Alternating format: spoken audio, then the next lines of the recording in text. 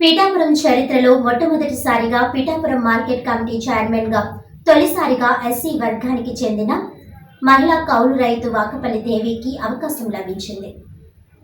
పీఠాపురం చరిత్రలో మొట్టమొదటిసారిగా Pithapuram market committee చైర్మన్గా మహిళా కౌలు రైతుకు అవకాశం ఇచ్చారు.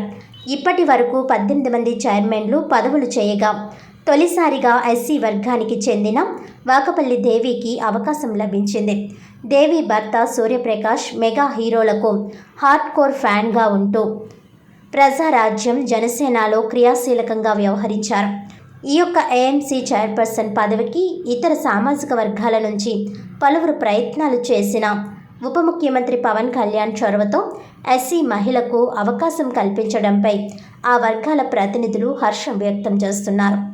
ఏఎంసీ చైర్మన్గా వాకపల్లి దేవిని ప్రకటించడంతో పీఠాపురం మండలం కందనాడ గ్రామంలో సంబరాలు చేసుకున్నారు.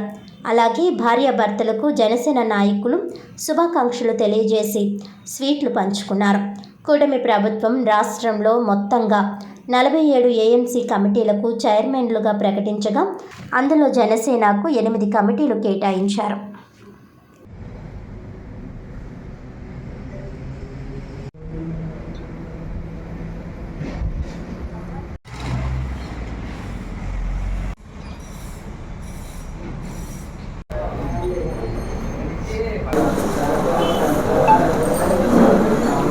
నా పేరు వాకపల్లి దేవి అండి. మా ఆయన గారు ఎన్నో కష్టాన్ని గమనించి ఇచ్చిన పవన్ కళ్యాణ్ గారికి చాలా ధన్యవాదాలండి. ఈ పదవి మార్కెట్ కమిటీ చైర్మన్ కిందగా అవకాశం ఇచ్చిన పవన్ కళ్యాణ్ గారికి చాలా ధన్యవాదాలండి.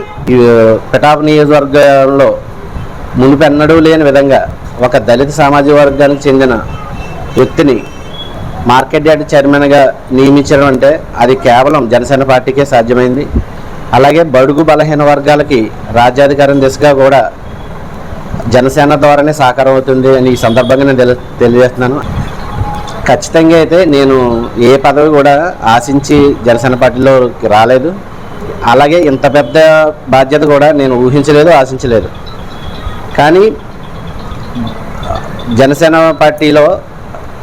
జనసేన పార్టీ సిద్ధాంతాల్లో కులాలను కలిపే ఆలోచన విధానం ఏదైతే ఉందో దాన్ని పవన్ కళ్యాణ్ గారు సాకారం చేస్తూ దళితులకి నేను ఏదన్నా చేయాలి, పెద్దపేట వేయాలి దళితులకి అనే ఉద్దేశంతో, కేవలం ఆ ఒక్క ఉద్దేశంతో మాత్రమే ఈ మంచి అవకాశాన్ని ఒక మార్కెట్ యార్డ్ చైర్మన్గా నాకు అవకాశం ఇవ్వడం జరిగింది. నేను జనసేన పార్టీ స్థాపించక ముందు నుంచి ప్రజారాజ్యం నుండి కూడా నా రాజకీయ ప్రస్థానం మొదలైంది. అలాగే పవన్ కళ్యాణ్ గారు స్థాపించిన జనసేన పార్టీ నుంచి పవన్ కళ్యాణ్ గారి స్ఫూర్తితో అనేక సేవా కార్యక్రమాలు, పార్టీ బలోపేతానికి కూడా కరోనా సమయంలో కూడా చాలా సేవా కార్యక్రమాలు కూడా చేయడం జరిగింది.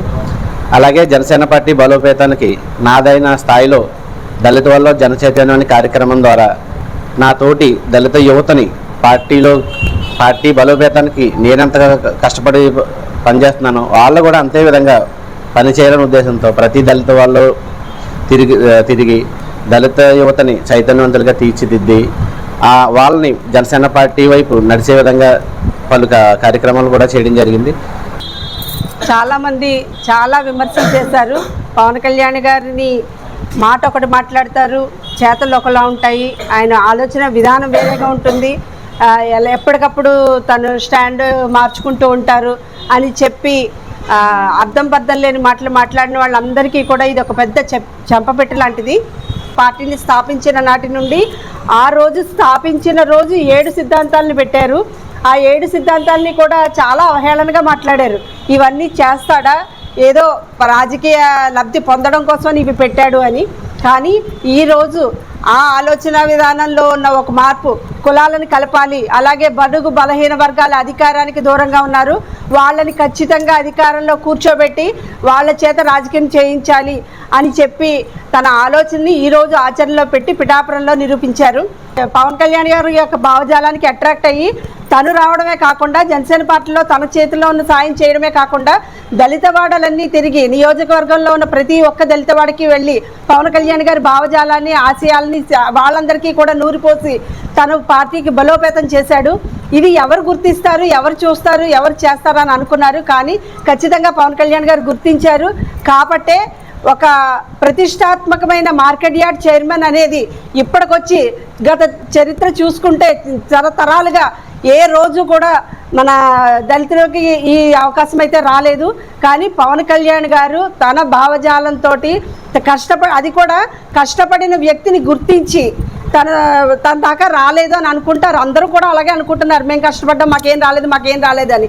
అలాంటి వాళ్ళకి కూడా ఒక నిదర్శనం చూపిస్తూ ఈరోజు వాకపల్లి సూర్యప్రకాష్, వాకపల్లి దేవికి ఈ మార్కెట్ యార్డ్ చైర్మన్ రావడం నిజంగా చాలా ఆనందంగా ఉంది.